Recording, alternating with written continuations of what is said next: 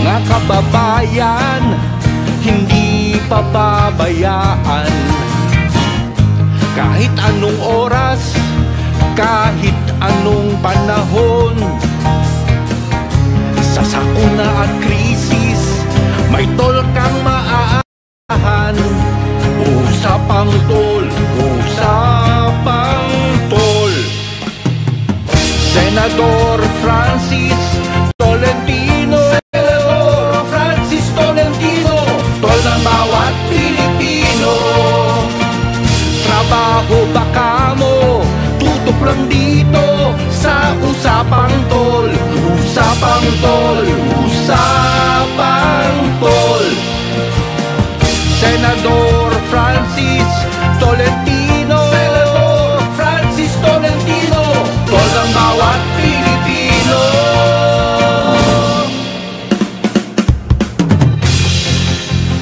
Magandang umaga, Luzon, Visayas at Mindanao at maging doon sa ating mga kababayan na nagmamonitor via Facebook page at iba pang social media account ng DWIZ 882. Tayo po ay live muli dito sa DWIZ para sa programang Usapang Tol. At syempre, kasama rin natin ang live mula sa Muntinlupa City.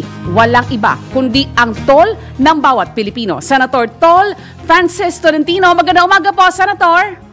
Hi, magandang umaga, Cecil. Magandang umaga sa ating mga taga-subaybay. Tayo po ngayon ay maaga rin gumising at bagamat hindi tayo naka-live sa studio, parang nandyan na rin tayo. At tayo po napuyat, Cecil, at napakaraming event. Nakauwi tayo galing sa Iloilo kagabi siguro. Pasado alas 12 na. Umaga na kanina, kaya nakaharap natin yung mga councilors, Vice Mayor's League ng lalawigan ng Antique, at maging ng lalawigan ng Romblon. Kaya medyo napagod tayo at nakakatawa naman, halos full attendance po sila sa Iloilo City na ginawa nilang venue. Magkahiwalay po yun. At ang daming problema natin kinakaharap. Problema kagad, kagigising na puro El Nino yun na pag-usapan namin. Cecil, kaya ngayong araw na to, marami tayong tatalakayin at sa ating mga nakikinig, pag-usapan natin ang mga napakaraming issues ngayong umaga, lalo na patungkol sa dagdag sahod. Actually, Senator Tol, according to Pag-asa, bukod dun sa area ng Mimaropa na ating natalakay na kahapon via our interview with Governor Bons Dolor, isa ang area na yan ng Visayas sa mga matinding tinamaan ng El Nino phenomenon. Oo nga, kasi nung pinag-uusapan kahapon, 50 lang ang affected provinces. Ang sinasabi ngayon ng Pag-asa, baka maging 80 na lang, magiging 80 pa. Konti na lang ang natitira doon kung magiging 80 pa yon. So napakahirap nito at ang laking apekto sa ating mga magsasaka, maging sa ating mga mangingisda. Yan, natatalakayin natin, Senator Tol, yung issue na yan sa mga susunod na araw tungkol sa matinding epekto ng El Nino phenomenon. Yung sa Iloilo, Senator Tol, kayo ay, kamusta naman po ang Iloilo, yung pinuntahan yung lugar kahapon? Okay naman, kahapon ay mainit din, pero merong hindi maganda. Nagkaroon ng isang encounter doon sa isang bayan sa, kung hindi ako nagkakamali, San Joaquin, kung saan nagkaroon ng isang madugong encounter. Pero yung mga nakaharap ko nga, kagaya ng kwento ko kanina, ay yung mga Vice Mayor's League at Councilors League ng lalawigan ng Antique at maging sa Romblon. At kahapon ng umaga, pakagaling dyan sa istasyon sa Pasig, nakaharap natin yung mga taga-barangay Kalawaan. Gusto ko lang batiin yung mga maagang dumating kahapon sa meeting ko sa Pasig, sina Cheryl Matuga, sina Eugenia Ortelosa, Rosario Grutas at marami pang iba. Good morning po sa mga senior citizens ng Pasig. Ayan, maganda umaga po. At gaya nga na nabanggit mo, Senator Tol, napahapyawan mo na yung ating magiging sentro ng diskusyon ngayong umagang ito, yung tungkol sa issue ng dagdag sahod. Excited kasi. At kahapon po yan ay sinimula ng talakayin sa Kamara de Representantes at malalaman pa po natin ang magiging ang mga mahalagang reaksyon mula sa mga stakeholders kaugnay nga po ng issue ng wage hike. Samantala, Senator Tol, bigyang daan lamang po natin itong mahalagang panayam mula kay MMDA Chairman Romando Artes. Magandang umaga po, sir. Magandang umaga po sa iyo, Ms. Cecil, at sa inyo, Senator Francis. Yes, Chairman. Opo, no. Chairman, maisingit lamang po namin dahil napaka-importanting issue nung naaprubahang Regulation number 24 22 Series of 2024 na nagbabawal po sa pagdaan ng mga e-vehicle. Kasama na po yung mga tricycle, pedicab, pushcart, doon sa mga national roads sa Metro Manila, pati na po sa mga circumferential at radial roads sa buong NCR. Opo, tayo po kahapon na pag-usapan po yan sa Metro Manila Council at nagdesisyon po ang MMC na magpasa po ng resolution na pinagbabawal na nga po itong mga ganitong klase sasakyan. Ang issue po dito ay safety dahil ito pong mga kalsadang to naglalaki ng mga sasakyan at napakadelikado po para sa mga ganitong uri ng sasakyan na bumaybay dito sa mga ganitong klaseng kalsada. Kaya po ipinagbabawal na po sila dyan. At yung mga magbabiolate po ay pe-penalty ng 2,500. At kung wala pong lisensya, yung nagmamaneho, ay bukod pa po doon sa penalty na 2,500, ay pwede pong impound yung kanilang mga sasakyan. Chairman, matanong ko lang. Yes, Cecil, Senator. ito bang bagong inisyo ng MMC ay regulation? Ito ba minabasa kasi ako na kayo ay ang mga LGUs daw ngayon ay maniningil na ng registration fees sa mga electric motorcycle, electric tricycle, etc. Totoo ba 'yan? Hindi po totoo 'yan, Senator Francis. Pero mag-i-issue po mamaya, although I don't want to preempt, yung pong LTO ng regulasyon at parang nabanggit po nila nung nakaraan nakasama po sa pinag-aaralan nila yung pagre-require ng pagre-rehistro nitong mga e-vehicles po na ito. Kasi ang nagiging problema po, Senator Tol, ay pag po nahuli na nagbabiolate itong mga ganitong klase sasakyan, since hindi po sila required na mag-rehistro at hindi rin po required na magkaroon ng lisensya, hindi po malaman ng mga enforcers kung saan i-issue or kung kanino i-issue yung citation ticket. Pero ang nagpag-usapan po namin kahapon ay magpapasa rin po ng kanilang ordinansa ang bawat LGU to regulate kung saan pong roads pwedeng dumaan itong mga e-bikes at e-trikes po na ito. Pero wala pong registration requirement. Yung LTO po, sa aking pagkakaalam, ang mag-i-issue po ng ganyang regulasyon, Senator Francis. Yeah, salamat, Chairman. Chairman, for implementation na po ba ito, Chairman, itong regulation na ito at kailan po sisimulan? Opo, for implementation po yan, pero as any other regulation po, kailangan i-publish muna. At meron pong 15 days yan from publication. Sa ngayon po, iniraroute po for signature ng mga mayors po yung pong resolution. As soon as makompleto po yung signature na yan, ipopost po namin. Then 15 days after, yan po ang effectivity po niyan. So mga mid-April po siguro yung amin po tinitingnan. Last question na lang po, Chairman. Meron po bang statistics o figure na pinagbabasehan itong regulasyon na ito? Kaya po nagpasya po ang MMDA na ipatupad po itong polisiyang ito? Opo, pong nakaraan lamang taon, meron pong 554 na aksidente involving e-trikes at e-bikes. At dalawa po dyan ang nagresulta sa pagkamatay noong pong nagmamaneho. Marami rin po kaming na-compile na mga videos na naging viral kung saan nagpapakita yung mga pagdaan po nitong mga e-trikes na to sa SLEX at sa mga pangunahing lansangan kasabay ng malalaking sasakyan. So, inuunahan na po natin na huwag nang dumami pa yung mga aksidente or pagkamatay dahil sa aksidente bago po kami umaksyon. So, this early nire-regulate na po namin habang hindi pa po ganun karami yung mga aksidente involving this kind of vehicles po. Alright, marami pong salamat, Chairman Artes. Maraming salamat, Chairman Artes. Salamat po, Senator Tol, at sa inyo po, Ms. Cecil, at sa inyong tagapakinig. Magandang umaga po. Puntahan naman natin. Yes, Senator Tol. headline na ata. Yes, Senator Tol. Puntahan naman natin kung ano ang mga maiinit na balita ngayong umagang ito, araw ng Huwebes, huling araw po ng buwan ng Pebrero taong 2024. Mga malalaking balita, pinag-uusapan, mga balitang bagong-bago sa DWIZ Headlines. 40% ng mga Pinoy naniniwalang lalago pa ang ekonomiya ng bansa ayon sa SWS survey.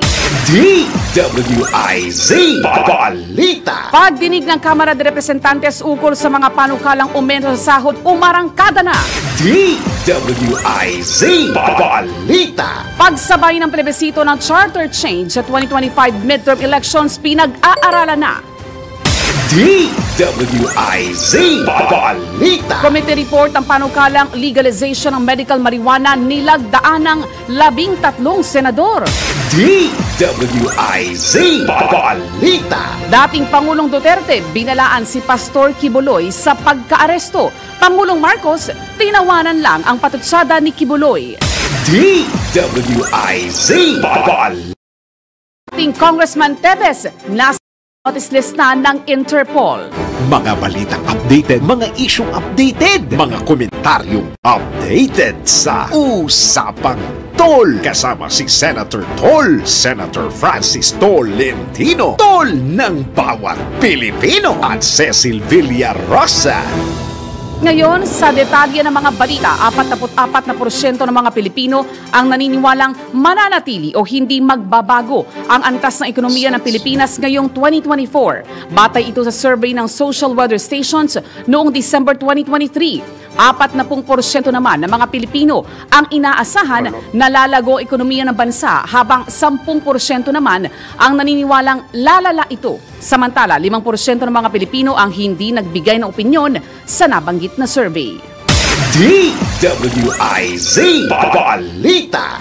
How would you take it, Senator Tol, itong resulta ng naging survey ng SWS? Dahil 40% yung optimistic, while 44% yung nagsabing hindi na raw magbabago.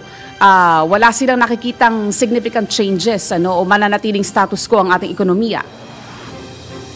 Alam mo, ang dami kasing factors ito nga, El Nino, pero ang Pilipino, optimistic yan positive yan, lalo pagpasok ng bagong taon. Napakabilis lang ng araw. Ngayon ay February 29 na, Marso na bukas. Pero palagay ko, nananatili pa rin ang mataas na antas ng pagiging positive ng ating mga kababayan.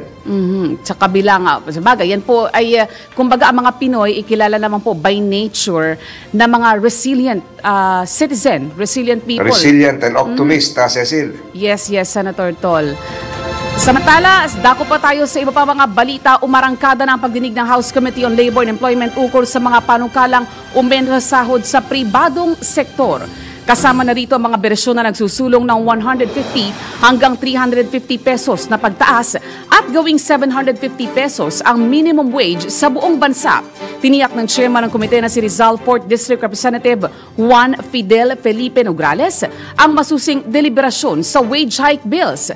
Ayon kay Cavite 1st District Representative Ramon Jolo Revilla, kailangang maitaas ang sweldo upang magkaroon ng disenteng pamumuhay ang mga pangkaraniwang manggagawa at makasabay sa tumataas na presyo ng mga bilihin at serbisyo. DWIZ Balita.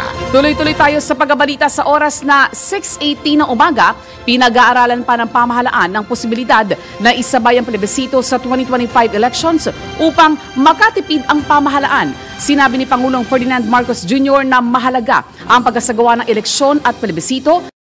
Mas magastos kung ihiwalay ang dalawang aktibidad. May mga legal na aspeto lang anya na dapat isaalang-alang dahil pa ang proseso at batas na saklaw at plebisito. DWIZ Balita. What are Alam mo, your thoughts Cecil, on this? Yes, Cecil, Senator Tol. ang alam ko matitipid dyan sa computation ay halos 13 billion pesos kung pinagsabay. Kung hindi pagsasabayan, may panibagong gastos naman ang Commission on Elections. Very significant amount. 13 bilyong piso. Magagamit sa El Nino yun. Yes, very significant amount, Senator Tol. At abantabayan na natin ano ang magiging usad pa ng panukalang amyenda sa Ligang Batas sa mga susunod na pagdinig ng dalawang kapulungan ng Kongreso. Samantala, aprobado na po ng 13 senador ang committee report na nag-endorso sa legalization ng medical marijuana. Nakapaloob sa committee report ang Senate Bill No. 2573 o ang Cannabis Medicalization Act of the Philippines. At sa ilalim nga po ng panukalang yan, maaaring gamitin para sa paggamot sa mga kwalipikadong pasyente na nakakaranas ng medical conditions o symptoms yung medical marijuana. Kaugnay nito, kailangan ay nakarehistro ang papayagang magtanim ng marijuana sa kontroladong pasilidad, gayon din ang mag-i-import, magbebenta, magsasaliksik at gagawa ng gamot mula rito. DWIZ Balita. Sa iba pang mga balita, binalaan ni dating Pangulong Rodrigo Duterte ang kanyang kaibigan na si Pastor Apollo Kibuloy na posibleng siya ay maaresto sakaling muling isnabi ng pagdinig ng Senado. Sinabi naman ni dating Pangulong Duterte kay Kibuloy na may kalayaan ang bansang ito at may karapatan siyang pumili. Kaya kung ayaw niyang sumipot sa Senado ay handa na lamang niya ang sarili na arestuhin. Giit pa ng dating Pangulo na kay Kibuloy pa rin ang desisyon kung dadalo o hindi sa Senado.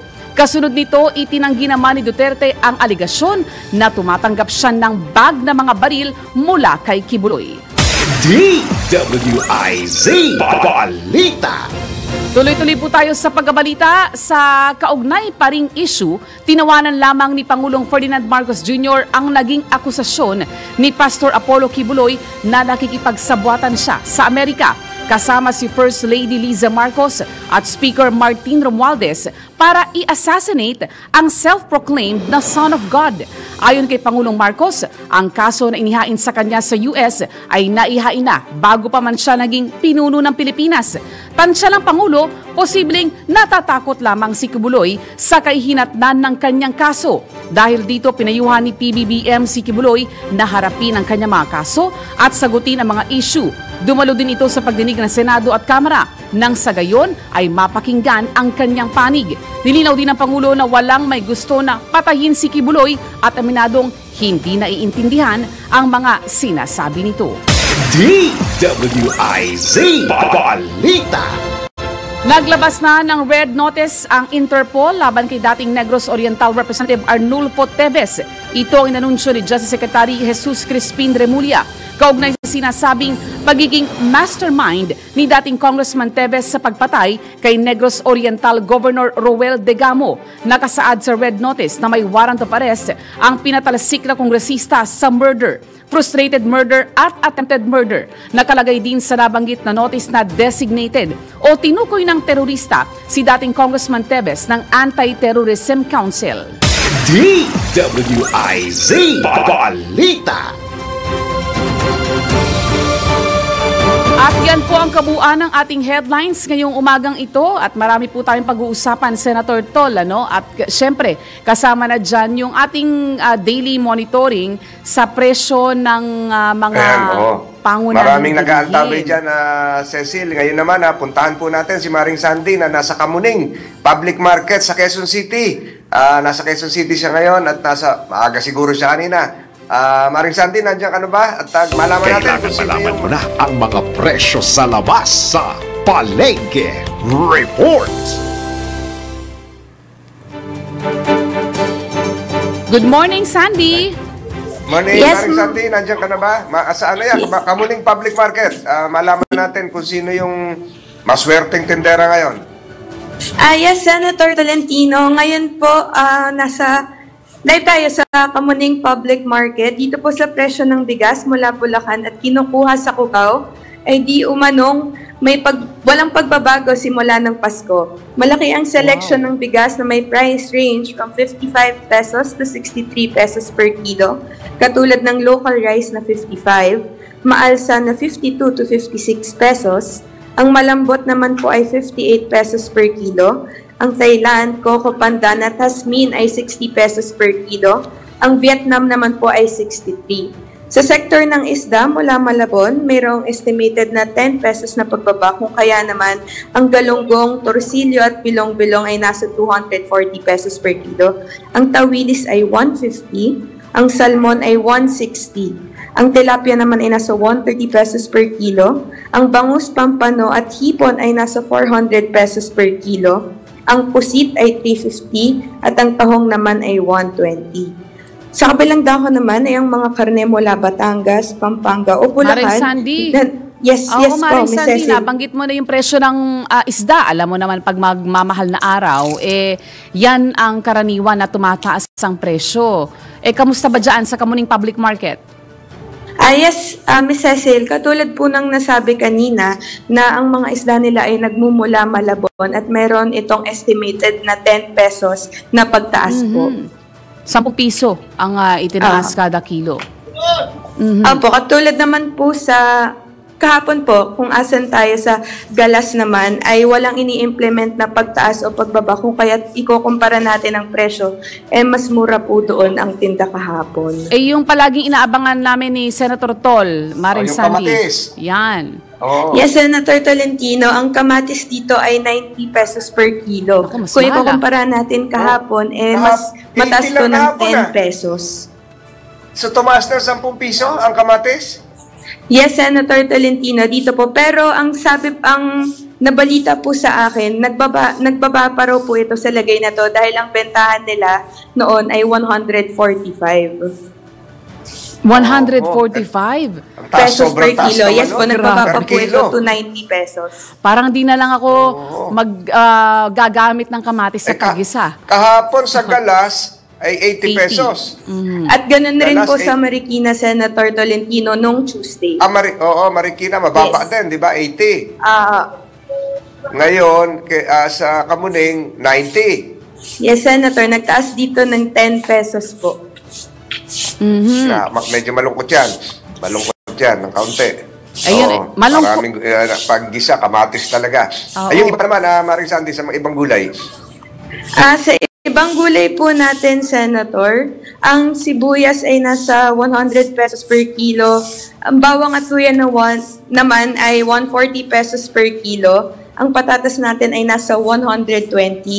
Ang carrots natin ay 50 to 70 pesos per kilo. Talong ay 80. Ang ampalaya naman ay 110 pesos per kilo. Ang sitaw binebenta dito ng per tali. So kung bibili ng tali ang ating mga mamimili ay 15 pesos per tali. Ang greens, kagaya ng pechay, mustasa, okra at kangkong ay nasa 10 pesos din po per tali.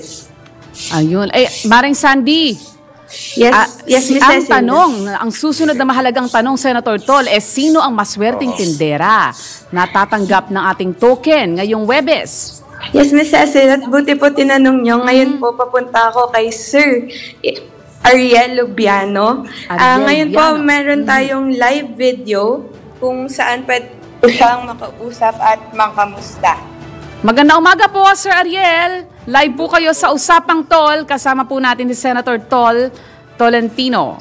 Sir Ariel, good morning. Good morning po, Senator.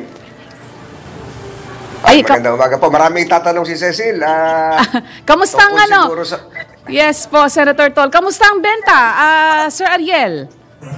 Po, nag-uumpisa pa lang pumunta yung mga customer natin sa Kamuning Public Market. Ano ba ang ibinebenta ninyo, Sir Ariel? Gulay. Ayan, nakikita na natin ni Sir Ariel, gulay. Benta dyan sa gulay mo, Sir Ariel? Ito, yung pang chapsuy po, tsaka yung pang pakbet, yung mga yan. Pang chapsuy. Sibuyas, yan, mabilis mabenta, bawang, kamatis. Pangunahing kailangan sangkap ng mga nagluluto araw-araw. Yung kamatis Ano mo ba, ba? pangalan mo talaga, Ariel o Jack? Jack ang nakalagay sa t-shirt mo eh. Ano po, palayaw po yan. Ayun, oho. Anyway, dahil isa Legal name kang... ko po ay Ariel Lubiano. Anyway, dahil isa siyang masipag, Senator Tol, na... Si Ana pili natin, natatanggap Yes. ng token ngayong umaga. Ano oras ka pumasok? Nagpumunta sa palengke, Ariel? 3 a.m. po, Senator. 3 a.m. Nauna ka sa amin. Oo. Opo. Congratulations. Meron kang Kamusta po kayo, yung palengke Senator? kit. Ayan. Tatanggap Ayun, si... congratulations to kay Ariel Lubiano. Nandun sa kanya yung palengke kit. Napakasipag natin. At ito yung nagpapakita kanina, yung tinatanong mo, Cecil, kung ano yung optimism, resilience ng ating mga kababayan. Nagpapakita na matatag ang ating mga kababayan. Ito Ayun. si Ariel, alas 3 ng umaga, nandyan na sa Kamuning Public Market. Nagtatrabaho na. Di ba? Patuloy na lumalaban sa buhay. Pinapakita talagang ang pananaw ng Pilipino ay positive, Cecil. At napili yan ni Salamat, Sandy. Ariel. Congratulations, ha? Napili yan ni Sandy, Sir Tol, dahil nagmo-monitor siya ng Usapang Tol ngayong umaga. Ay, salamat, Salamat Ariel. po, Salamat. Senator. Jack, ang palayo mo. Opo, ingat. Salamat po. Ayan. Maraming salamat. Ingat.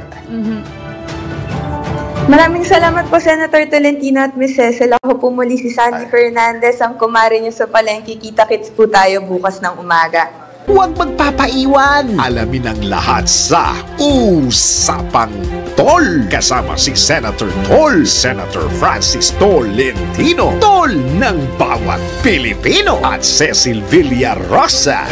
Senator Francis Tolentino, Senator Francis Tolentino, tol ng bawat Pilipino, tol ng bawat Pilipino. Nagbabalik po ang programang Usapang Tol sa oras na 6:34 ng umaga. Senator Tol, wag na nating patagalin pa ang pagtalakay sa issue ng wage hike dahil nasa ating linya na po ng komunikasyon. Isa sa pinakamasipag nating miyembro ng gabinete, ang Secretary of Labor. Ito talagang masipag ito kahit nung araw, nung wala pang Department of Migrant Workers, kung saan-saan mo ito makikita. Nasa Middle East, nasa kung saan-saan. Ang tinutukoy po natin, nasa linya ng komunikasyon, si Labor Secretary Benny Laguesma. Magandang umaga, Senator Tol. Magandang umaga kay Cecil. At magandang umaga po sa inyong mga taga-tangkilik at taga-subaybay.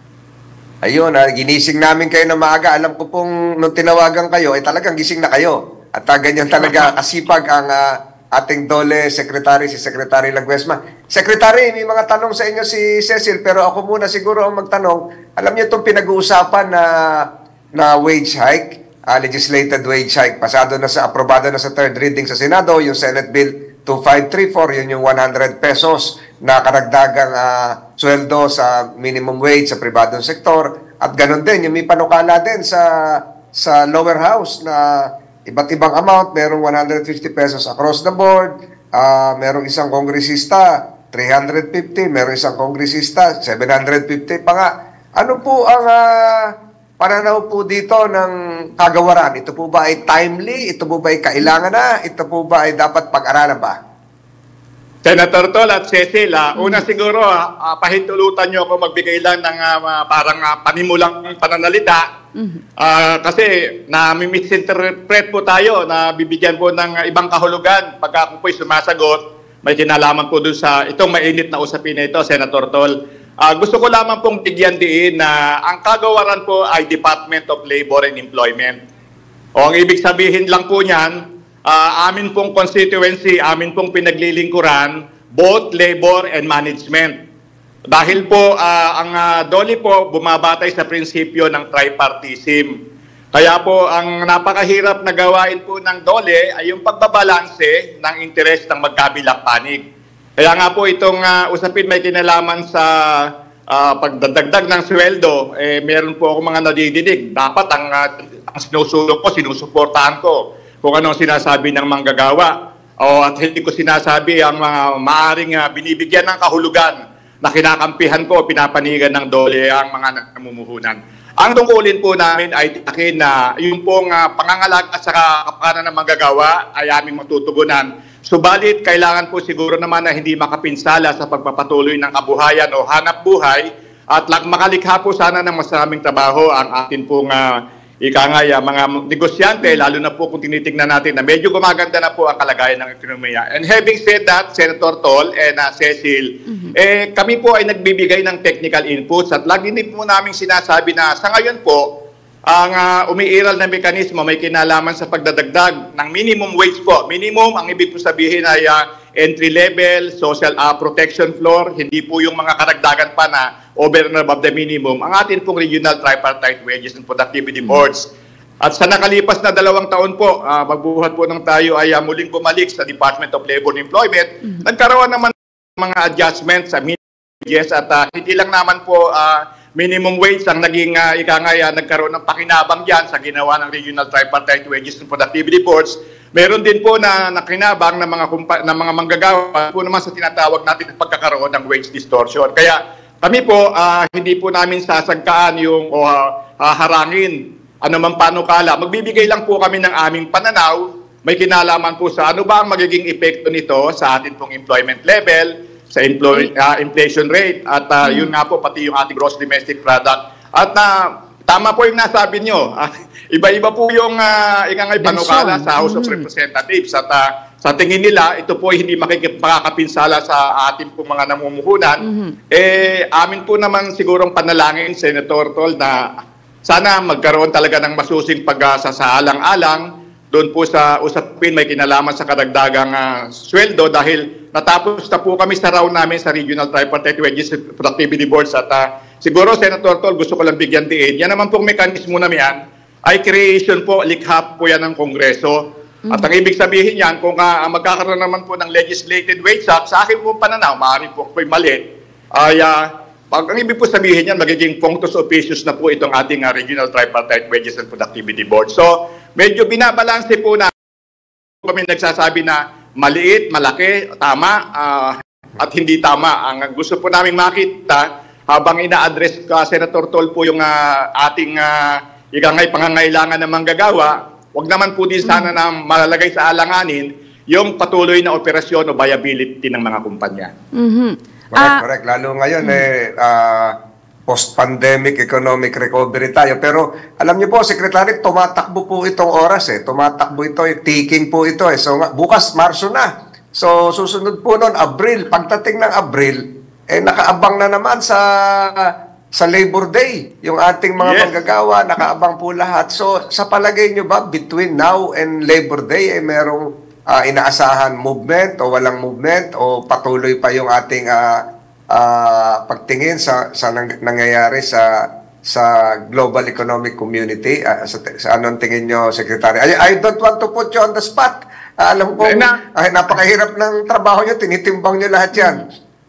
Wala namang problema, Senator Tol. Kanya-kanya po naman tayong gawain. At sana maintindihan, habang iniintindi po namin na tinutulungan ng ating pong legislatura at ang kagalagayan ng ating manggagawa at namumuhunan, amin din naman po tinatanggap na bahagi po ng aming tungkulin, yung talagang tiyakin na sana may pagbabalanse. It's mahirap po talaga nung mag-strike ka talaga ng isang balance na katanggap-tanggap sa lahat ng sektor. Kaya nga lang po, bibigyan ko ng diin na ang mga prinsipyo po na pumapaloob sa pagbibigay ng katuparan sa mandato ng DOLE, yun pong tripartism, kinukonsultang manggagawa, kinukonsultang mamumuhunan.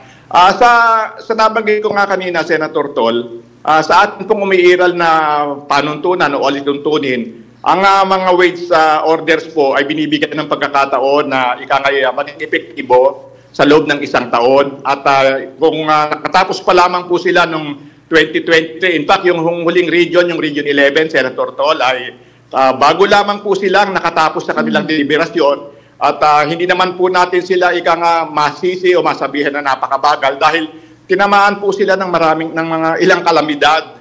At medyo nagtutulong-tulong sila at inaagapayanan po ng ating Regional Tripartite Wages and Productivity Boards na habang sila po ay nagpapasya kung magkano ang idadagdag sa umiiral na minimum wage, tinitignan nila yung kakayahan ng mga employers na karamihan po naman ay tinamaan, hindi lamang po ng lindol, ito pong flooding at saka ito pong mga bagyo na nakalipas. So, nakatapos na po lahat at ang pinakauna po dyan yung NCR natin noong pong nakaraang Hulyo. So, kung titignan po natin na kung within 1 year, tinitignan po natin, meron bang mga kaganapan na dapat magbunsod o magtulak upang muling magsaalang-alang ng panibagong adjustment. At kasabay dito, Senator Tol, kasi yung pong ating Regional Tripartite Wages and Productivity Boards, meron po siyang mandato ng productivity.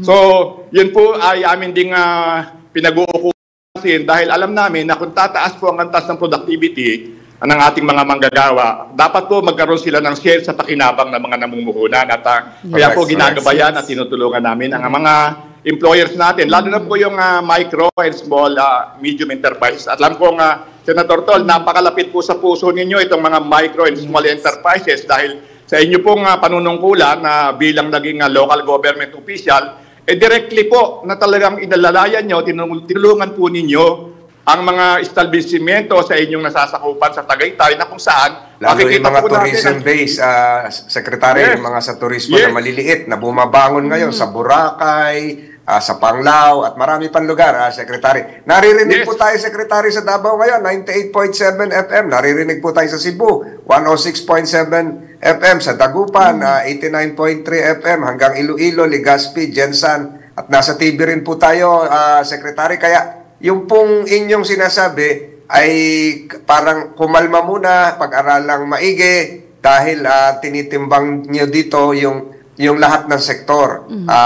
Pribado, yung manggagawa, yung mga employer, na sa ganon ay hindi maantala yung pagbangon ng ating ekonomiya pagkatapos ng COVID-19. Ganun ba ang summary ng inyong pananaw, Secretary Laguesma?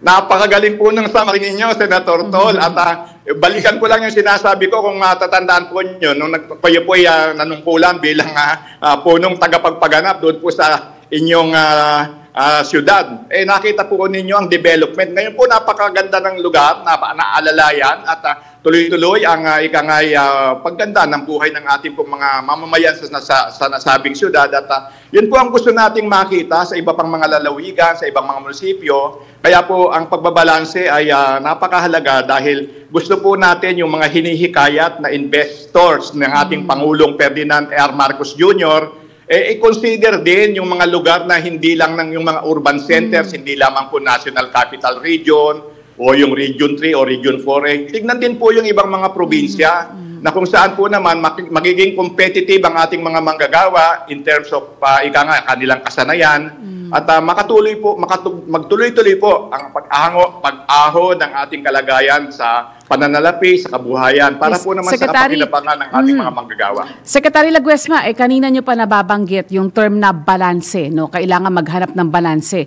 Ano po inyong pananaw dun sa natalakay po kahapon sa Kamara, no? Yung subsidy, yung pagkakaloob ng subsidy, either sa mga manggagawa o sa panig po ng mga employer?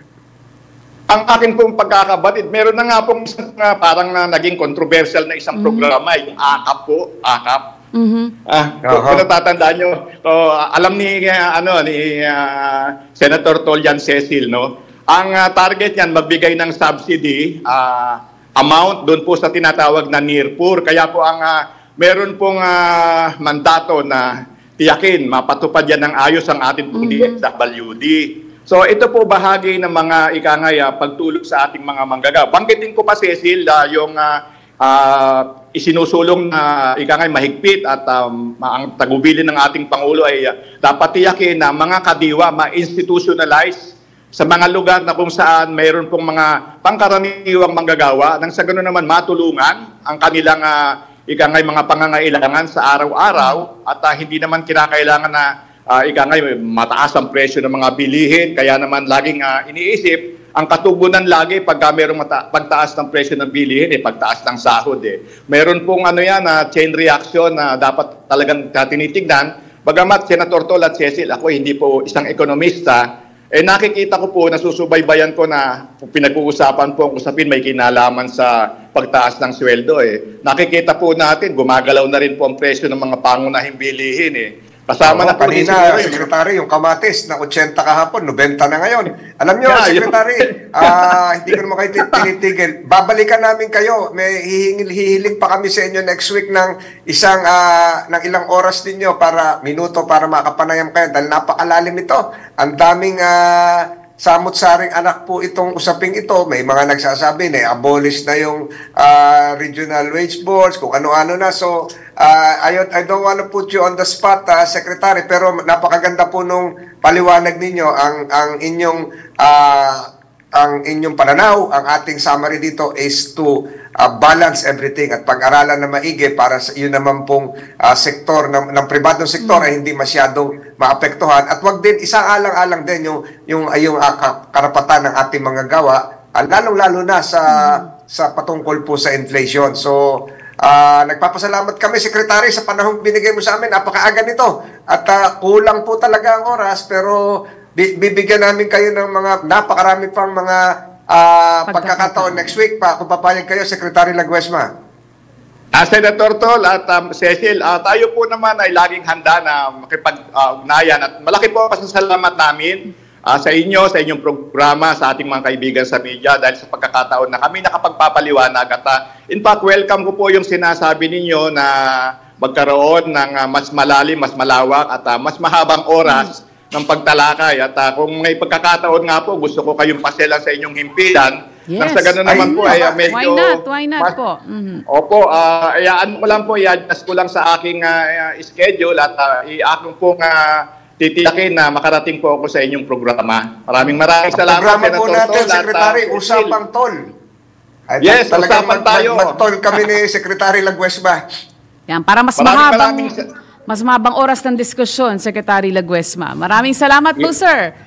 Maraming salamat, Senator Tol at Cecil. Magandang umaga po.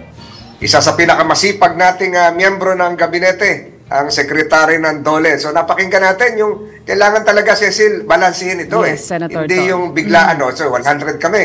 Yan namang isa, 350. So pakinggan din natin yun namang tinig ng mga employers, yung mga nagpapatakbo ng negosyo. Huwag magpapaiwan. Alamin ang lahat sa Usapang Tol. Kasama si Senator Tol, Senator Francis Tolentino, Tol ng bawat Pilipino, at Cecil Villarosa.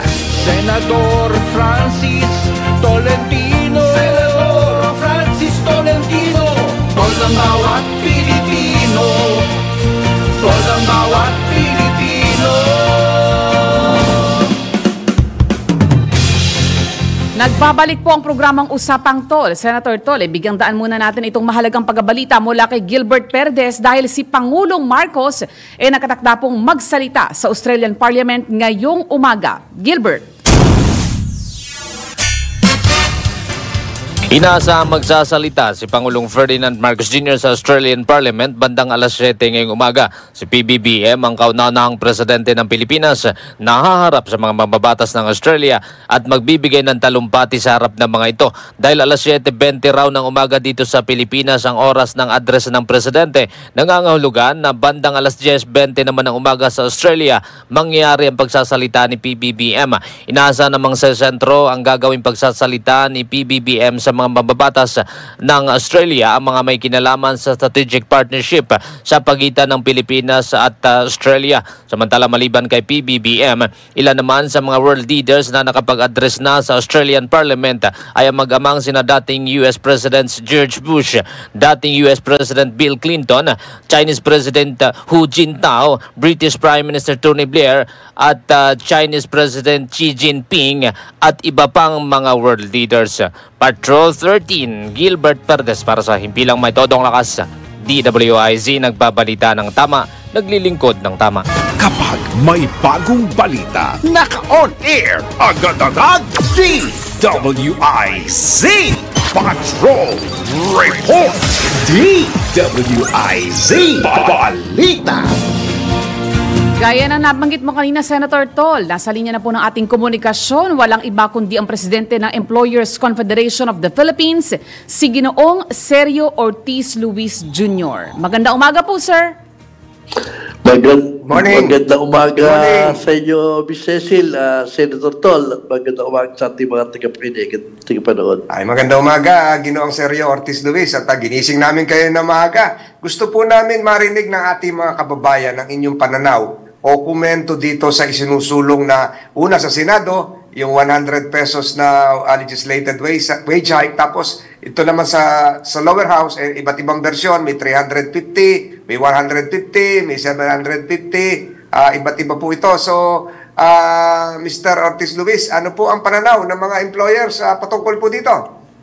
Alam mo, Senator Tol, na pakinggan ko kanina si Secretary Laguesma, tama naman yung pananaw niya. Pero ang gusto namin pahatid sa ating kababayan na yung formal sector na covered doon ni Secretary Ledesma at pagka nagkaroon ng legislated wage nakakatanggap, maliit na porsyento na ating manggagawa.